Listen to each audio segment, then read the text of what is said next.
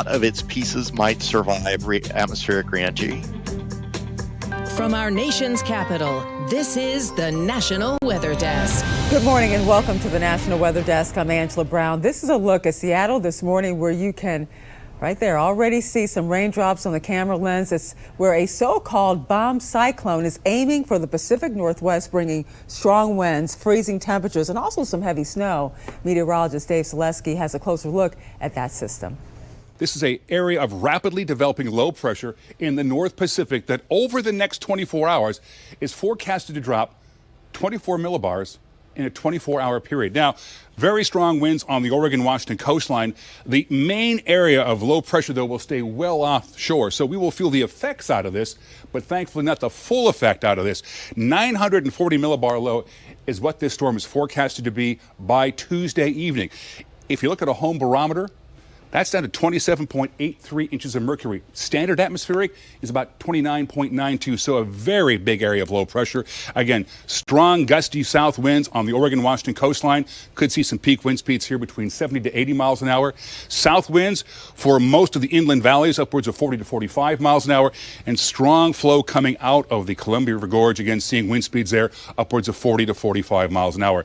This is the first of a couple of strong storms that'll affect much of the Pacific Northwest weather for the next 4 to 5 days. Plenty of rain as well, and lots of snow coming to the Oregon and the Washington Cascades. Well, bomb cyclones are not that common, but they are incredibly impactful. Our goal here on the National Weather Desk is to help you better understand the weather and how it impacts you. So we asked meteorologist Emily Gracie to explain how a bomb cyclone forms. It's a weather term that sounds like it's straight out of an action movie, bombogenesis. It refers to a rapidly deepening extratropical surface cyclone, commonly known as a low-pressure system. The intensification required to classify a bomb cyclone varies by latitude. At 60 degrees latitude, it's a drop of at least 24 millibars over 24 hours. They're most common in the winter months and happen when a cold air mass collides with a warm air mass. The result causes massive impacts, like winds that may reach hurricane strength, as well as heavy rain or snow, or both. And it depends on where they hit, but those impacts could cause coastal erosion, flooding, and even mudslides.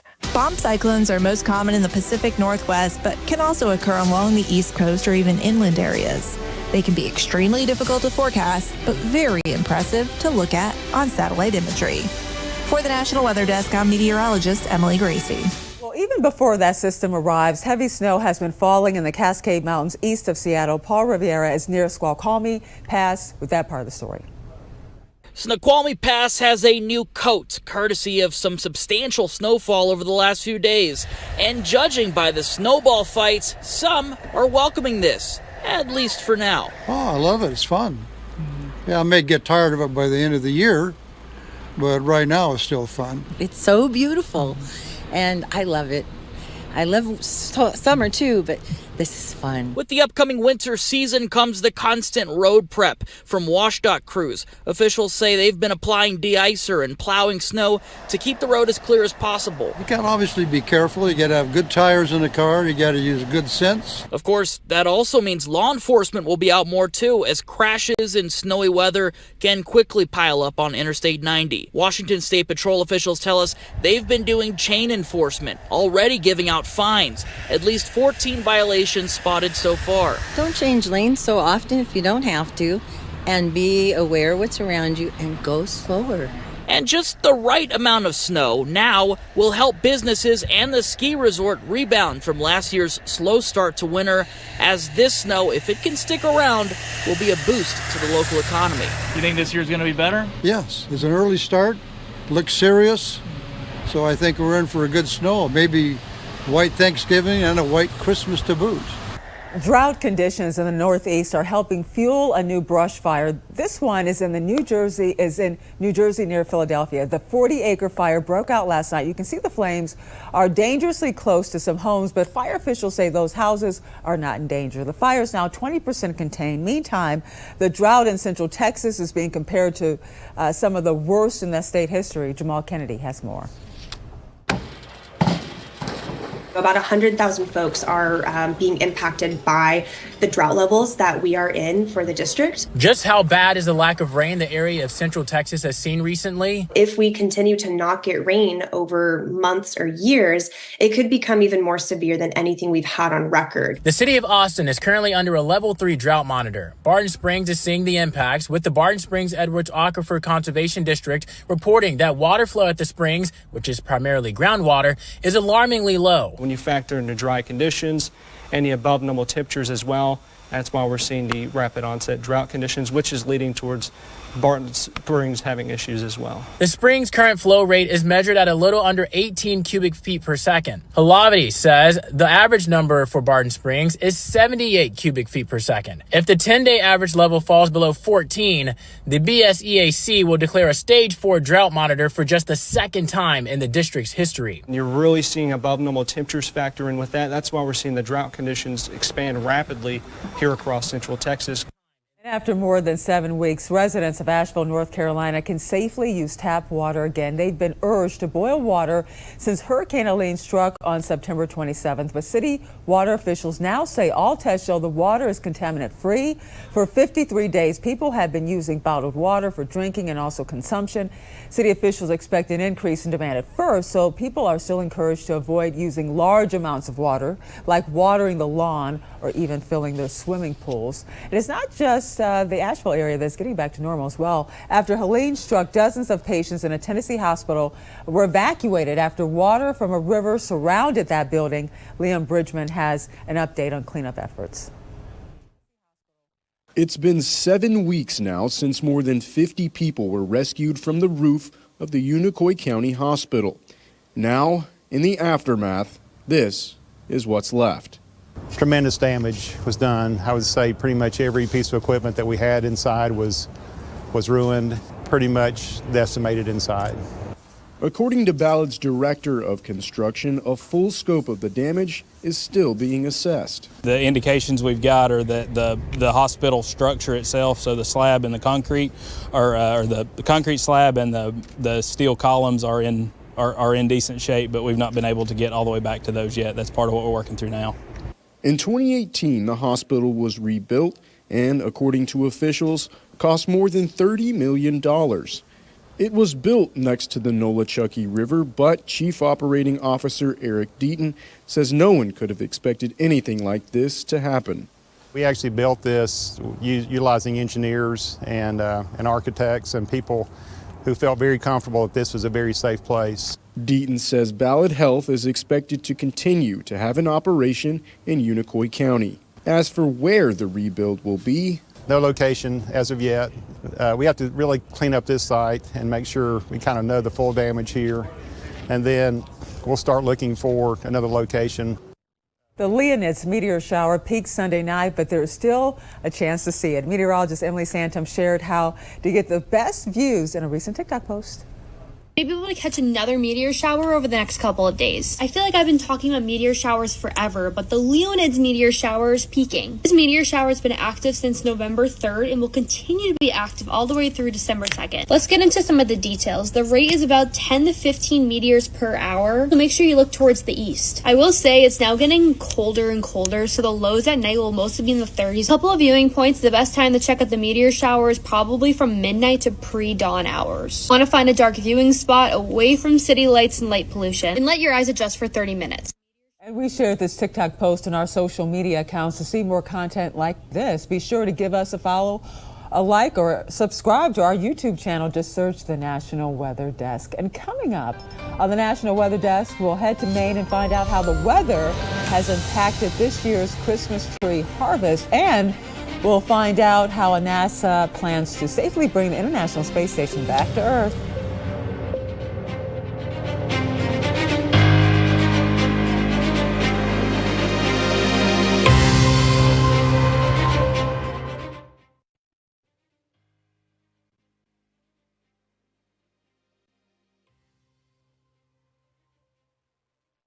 I'm meteorologist Charlie Lopresti with Look at the Northeast. We have a nice looking Tuesday on tap. Of course, we need some rainfall. We're going to get it later in the week. High fire danger remains an issue out there, and it's a little windy today as well. Temperatures today are going to top out in the 50s. Look for a lot of sunshine. So the dry weather continues for our Tuesday and Wednesday. That front falls apart. But the next weather maker moves in on Thursday. Thursday we'll get some much needed rain. The wind will be active as well, with highs in the 40s to near 50. I'm meteorologist Jasmine Lomax with a look at the Mid-Atlantic region. We'll start the day with a dry forecast, but as a warm front enters the region, there will be the chance for a couple of stray showers. Those last into the afternoon. The best chance for rain, though, will come on Wednesday, all ahead of the next cold front. This afternoon, temperatures will rise to the 50s, 60s, and 70s. Then as we head into the night, we do start to cool down. Temperatures will drop to the 30s, 40s, 50s, and 60s across the region. I'm meteorologist Charlotte Carl. High temperatures this afternoon are going to be in the mid-70s ahead of that frontal boundary moving through the area, and then we have the lower and mid-80s down in South Florida. Now, that front will be making its way across eastern Mississippi into Alabama, then Georgia by the time we get to the evening on Tuesday. Would expect that to impact your commute definitely as this front rolls through the rest of the area. Overnight hours into Wednesday early morning definitely falls apart.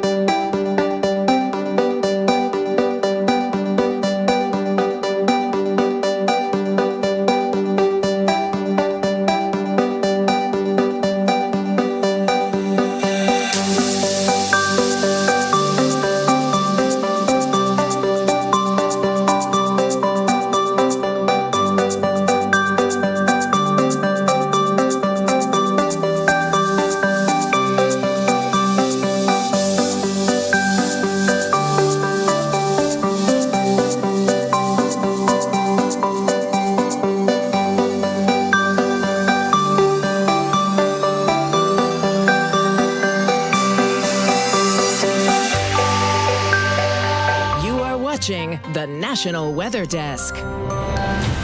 Well, Christmas is just 36 days away, which means a lot of folks might be ready to break out the chainsaws. In Maine, many trees are ready to be cut. Meteorologist Ryan Munn looks at how the weather has impacted this year's crop. This farm has been in Doug Fortier's family for more than 100 years. Originally, his grandfather had a dairy farm and grew hay where the tree farm is today. This year, Doug and Ginny took a different approach to trim their trees. We started actually shearing in July this year, and that's one reason why we're all done now, because we did start shearing so early in the season. Now we're both retired, we can do that. There's an exterior bud and an interior bud.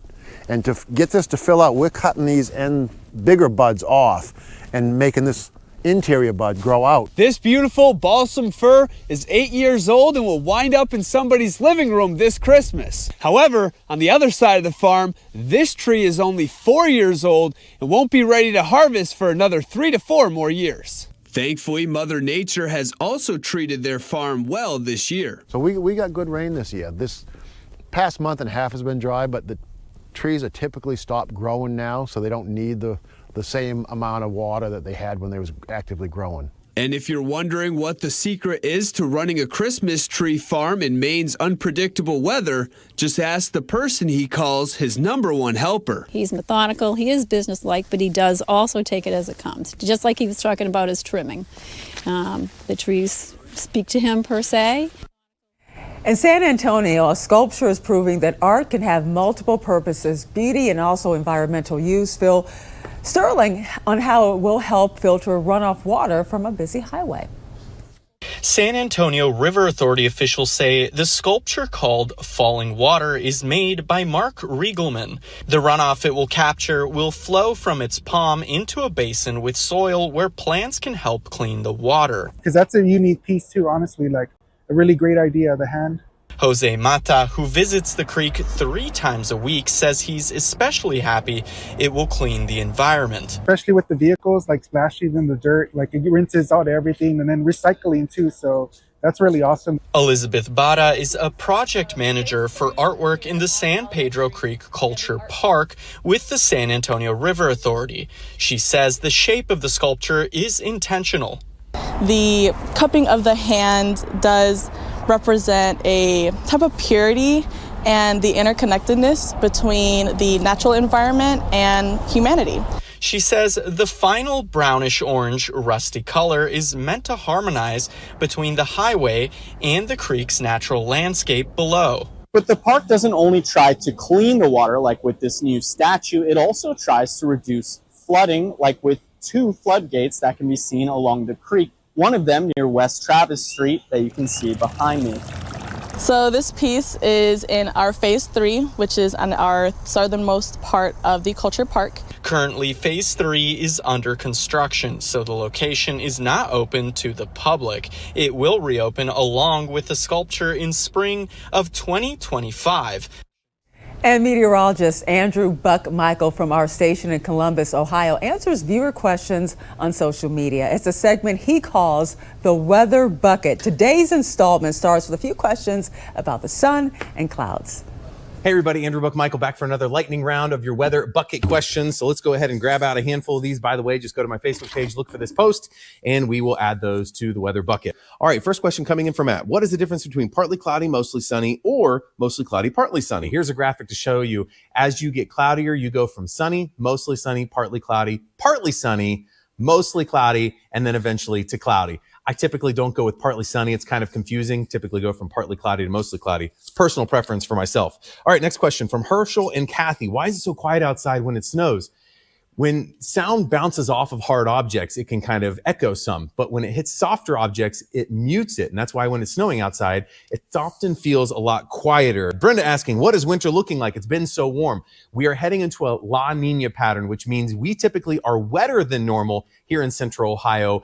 And we sometimes battle between the above normal and below normal temperatures, but more than likely leaning a little bit warmer than normal this winter. Still snow, but maybe not quite as much for us. Final question here for the lightning round coming in from Margie. Is it true the Farmer's Almanac is correct 75% of the time? That's what they claim. Of course, location to location, it's going to vary. I've seen some research done where it's accurate about 50% of the time, but keep in mind they are somewhat vague with their forecasts. So it all kind of depends on how you interpret that. Again, thanks for all the weather questions. We're going to add them back to the bucket list and get more of them. So if you have any questions, let me know. It's been 26 years since the International Space Station was put into orbit. It's a football field-sized laboratory circling the globe every 90 minutes at 17,500 miles an hour. But its time in space is coming to an end. Emily Gracie recently spoke to a NASA astronaut that helped launch the ISS and even lived on it for a while. Can you tell me why the life of the ISS is now coming to an end? For the same reason the life of anything comes to an end. It gets old and worn out. The structure has a finite lifetime. Any piece of metal, you take a paper clip and you bend it back and forth and it'll break. That is true of anything made out of metal, including an International Space Station. And the space station is always getting bent and flexed and stuff like that. So anything, any machine, any creature, a star, a planet has a finite lifetime, and we cannot build things that last forever. Can you tell me what it coming down looks like and what the timeline on that is? 2031, I think, is when we are planning to deorbit the station now. Now, it costs a lot of money, and it is still more or less working, so we might extend past that, but there are international agreements that go with that. We also want to start building a new space station in orbit around the moon, and if we're spending all our money on the old one, then we can't afford the new one. Back in the 70s, we had Skylab, and 15 or so years after we were done with it, its orbit decayed and it re-entered the atmosphere, and bits of it fell on Australia, and Australia was understandably not super excited about that. The space station is much larger. A lot of its pieces might survive atmospheric re-entry, and so that means you have to deorbit it in a controlled fashion. And that means you have to be able to slow it down so that it enters the atmosphere decisively instead of just kind of gradually skimming in. Eventually it will fall apart. All the individual elements will enter separately. And we want to put them in the South Pacific Ocean where nobody lives. 50 degrees south latitude. It's actually near the point in the ocean that is furthest from any land, and not much shipping goes through there. So it's the safest place on Earth to bring the space station down. And to hear much more from Stan about his time aboard the ISS, check out this week's episode of our podcast, Off the Radar. You'll also hear his take on how space is represented in movies. Find Off the Radar on any podcast platform, including our YouTube channel. And time now for a short break, but first we soar over Seattle, Washington and surrounding areas.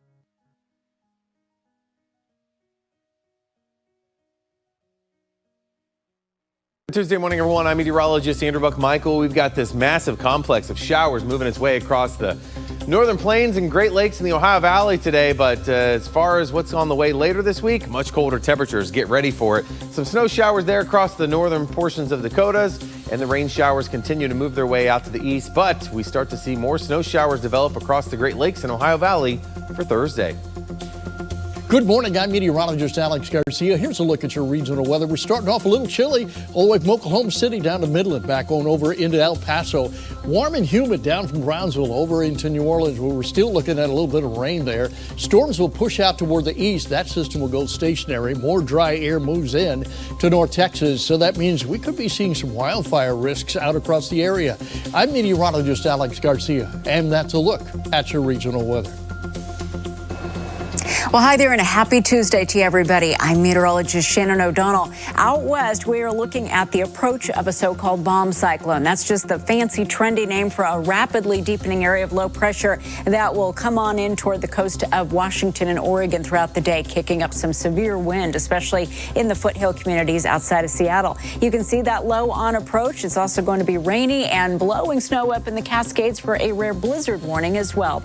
And that's the scene from here.